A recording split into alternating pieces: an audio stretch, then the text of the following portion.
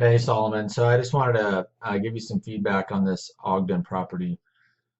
So we made an offer at 515 back in September, and all of a sudden I'm getting blown up by the agent again on this. They took a different offer, and then I don't think it ever went under contract for whatever reason.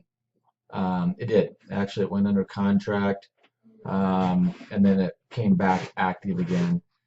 So I'm suspecting that you sent a follow-up email to him, and I just want because he's all of a sudden blowing me up, like, hey, I got a copy of your old contract, and that you guys are interested, and so I wanted to talk through this real fast. When you run across this, when you're resending these out, um, the same rule applies to these when you're retouching base with them that if you've come across this again on here and you're resending out an old email, um, looks like you didn't make the offer. I can see it right here in the spreadsheet because it was already in the spreadsheet before. So I'm just suspecting this is what you did.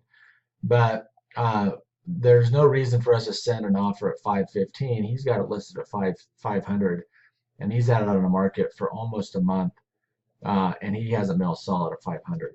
So our offer at 515 makes no sense at this point because yeah, it looks good on paper, but there's something else going on with this property. So the appropriate email would have been on this. If you see that still on the market, it's been on the market for a while at 500.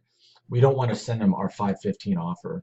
We want to send them an email saying, hey, we offered this a while back, but looks like you took another offer. We're kind of at this, 475 or 465 or 450 range.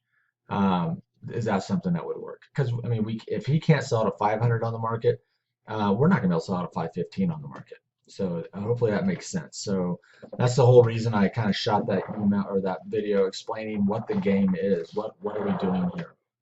And the two ways that we're making money is when realtors make mistakes. Either they list it at too low of a price and they accept our offer right away out of the gate, and we lock it up before anybody else can get a contract on it, or they take a really significant price drop from their list price that isn't exposed to anybody else. So those are really the two ways we're making money, and that's why we're looking for a mistake from the realtor that's not properly marking the property correctly.